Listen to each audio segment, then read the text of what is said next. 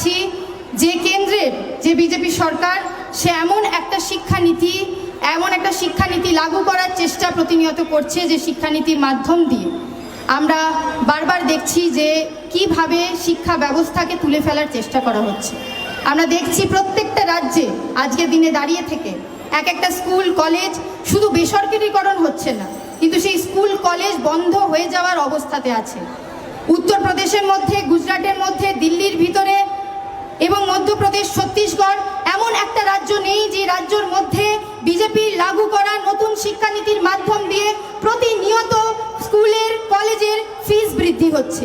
এবং এই ফিস বৃদ্ধির জন্য প্রচুর হাজারো হাজারো ছেলেমেয়ের এমন অবস্থা হচ্ছে, ছাত্রছাত্রীদের অবস্থা হচ্ছে যে তারা স্কুল কলেজে অ্যাডমিশন নেওয়ার কথা তো অনেক দূরের কথা, পড়াশুনো করার যে স্বপ্ন সেই স্বপ্নটা পর্যন্ত দেখতে পাচ্ছে না। আমরা জানি যে গত 4-5টা বছর এই দেশের জন্য কত কঠিন অবস্থায় এই দেশ গেছে। আমরা দেখেছি যে প্যান্ডেমিকে, যবে থেকে 2020-তে প্যান্ডেমিক এসেছে, ওই প্যান্ডেমিকের সময় কোভিড যে যখন মানুষ আক্রান্ত হয়েছে, আমরা প্রতিনিয়ত দেখেছি যখন লকডাউন হয়েছে তখন ছাত্রছাত্রীদেরকে ঘরের মধ্যে এক কোণে রেখে দেওয়া হয়েছে, স্কুল কলেজকে বন্ধ করে দেওয়া হয়েছে। এবং সেই সময় যখন স্কুল কলেজকে প্রতিনিয়ত বন্ধ করে দেওয়া হয়েছিল একটা মহামারীর জন্য, বারবার ভারতের ছাত্র ফেডারেশন রাস্তায় নেমে ঘর থেকে অনলাইন ক্যাম্পেইনের মাধ্যমে এই কথাটা বলার চেষ্টা করছিল যে স্কুল কলেজকে বন্ধ করে নয়, ছাত্রছাত্রীদের যে পড়াশুনো সেটাকে বন্ধ করে নয়, কিন্তু একটা অল্টারনেটিভ মিডিয়ামকে তৈরি করে শিক্ষা ব্যবস্থাকে বাঁচানোর চেষ্টা করতে হবে। আমরা প্রতিনিয়ত দেখলাম যে পশ্চিমবঙ্গের বুকে হোক, প্রত্যেকটা রাজ্যের বুকে হোক, পুরো দেশ জুড়ে হোক, এই ক্যাম্পাসগুলোকে গোটা 2 বছর বন্ধ করে রাখা হলো। ওই গোটা 2 বছর যখন ক্যাম্পাসগুলোকে বন্ধ করে রাখা হলো, মহামারীর আড়ালে আমরা প্রত্যেকটা ক্যাম্পাসে দেখলাম যে শিক্ষা ব্যবস্থাকে শেষ করে ফেলা হলো, বেসরকারিকরণ করে ফেলা হলো, ছাত্র সংসদের যে নির্বাচন সেইগুলোকে বন্ধ করে দেওয়া হলো।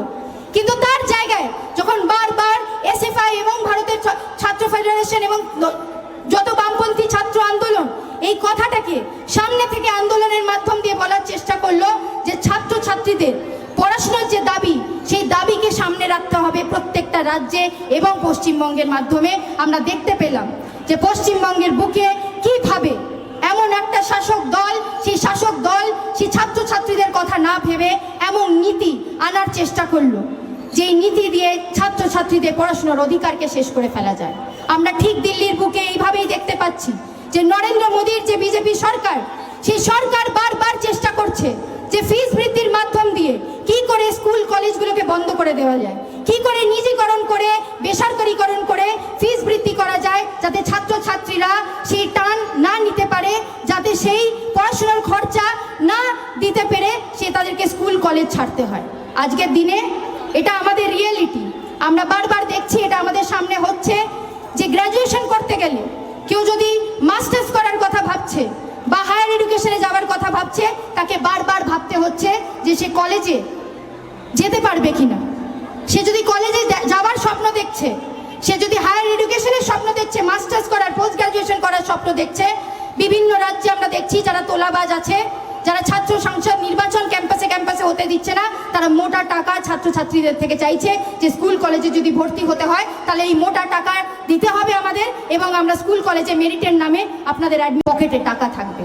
এবং এই জন্য যখন ভারতের ছাত্র ফেডারেশন সামনে থেকে বলছে যে এই নতুন শিক্ষানীতিকে বাতিল করতে হবে, 2020-র যে শিক্ষানীতিকে নিয়ে আসা হয়েছে, যেটা পার্লামেন্টের কোনো ডিসকাশন হয়নি, ছাত্রছাত্রীদের জিজ্ঞেস করা হয়নি, টিচারদের জিজ্ঞেস করা হয়নি, ক্যাম্পাসে ক্যাম্পাসে এটা নিয়ে কোনো ডিসকাশন হয়নি, এই ছাত্র নীতিকে বাতিল করতে হবে।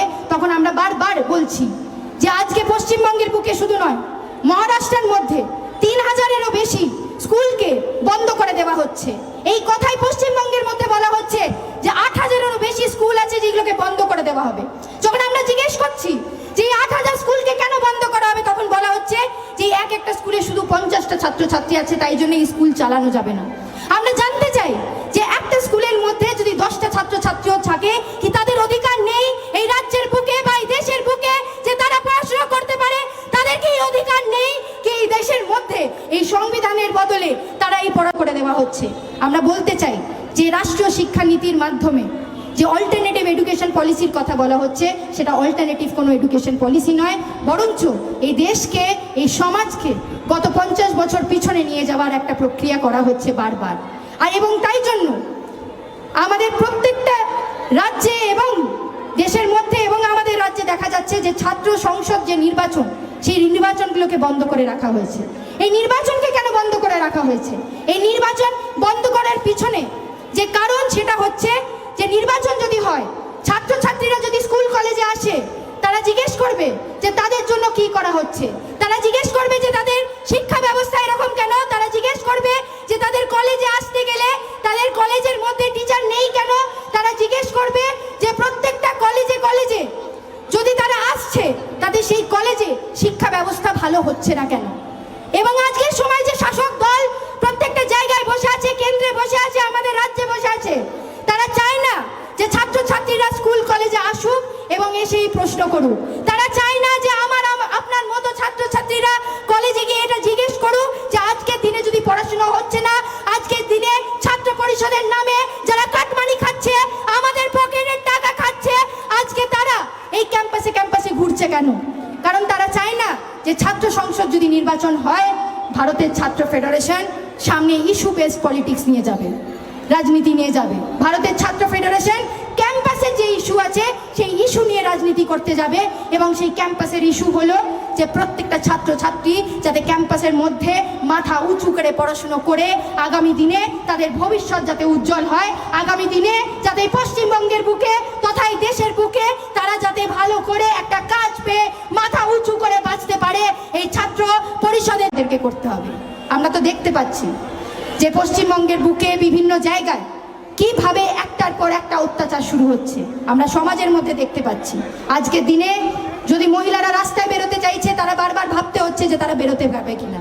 স্কুল কলেজে যে ছেলেমেয়েরা পড়াশুনো করছে, যে মেয়েরা আছে, তারা রাস্তায় যেতে চাইলে তাদেরকে ভাবতে হচ্ছে, তারা স্কুল কলেজে যেতে চাইলে তাদেরকে ভাবতে হচ্ছে কি কোন দাদা এসে চোখ রাঙানি দেবে এবং তার কথা আমাদেরকে শুনতে হবে। আমরা বলতে চাই ক্যাম্পাসে এই রাজনীতি বন্ধ হোক, এই রাজনীতি বন্ধ হোক। এবং ছাত্রছাত্রীরা যারা পড়াশোনা করতে চাইছে, যে ছাত্রছাত্রীরা পড়াশোনা করে আগামী দিনে একটা উজ্জ্বল ভবিষ্যৎ বানানোর দিকে যেতে চাইছে, ভারতের ছাত্র ফেডারেশন তাদের সাথে দাঁড়িয়ে আছে। এবং পায়ে পা মিলিয়ে, হাতে হাত মিলিয়ে এই আন্দোলনকে আমরা প্রত্যেকটা ক্যাম্পাসের মধ্যে নিয়ে যাব, যেখানে আমরা এটা দৃঢ় করব যে এই শিক্ষানীতি বাতিল করা হোক, যে শিক্ষানীতি আমাদের কথা বলে না, যে শিক্ষানীতি আমাদের ছাত্রছাত্রীদের কথা বলে না, কিন্তু এইটাকে সুনিশ্চিত করে যে আগামী দিনে আরো কাটমানি কে খেতে পারবে। আমরা এরকম শিক্ষানীতি চাই না যে শিক্ষানীতির বদলে 8000-এরও বেশি স্কুল আমাদের ক্যাম্পাসের মধ্যে, আমাদের সমাজের মধ্যে বন্ধ হয়ে যেতে বাধ্য হচ্ছে। আমরা এমন একটা শিক্ষানীতি চাই যেটা ভারতের ছাত্র ফেডারেশন এই দেশের সামনে রেখেছে, একটা মডেল শিক্ষানীতি। যে শিক্ষানীতির মধ্যে আমরা বলছি যে 10টা হোক বা 50টা হোক, এক একটা স্কুলে যটা ছাত্রছাত্রী হোক, সেই ছাত্রছাত্রীদের কাছে শিক্ষা পৌঁছে দিতে হবে।